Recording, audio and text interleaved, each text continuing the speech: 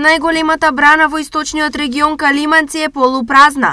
Таму во моментов има одвај 51 милион кубни метри вода, од вкупен капацитет од 120 милиони. Хидролошката состојба е неповолна и реките имаат исклучително низок водостој за овој период од годината. Во моментов во браната Калиманци се акумулирани 51 милион кубни метри вода, што е околу 45% од нејзиниот максимален капацитет.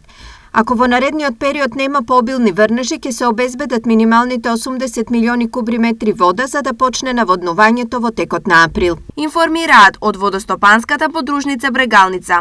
Подготовките на планот за наводнување на оризните полиња, што вообичаено се реализира со почетокот на годината, ќе бидат одложени за неколку недели, односно ќе се прават според хидролошката состојба во текот на февруари.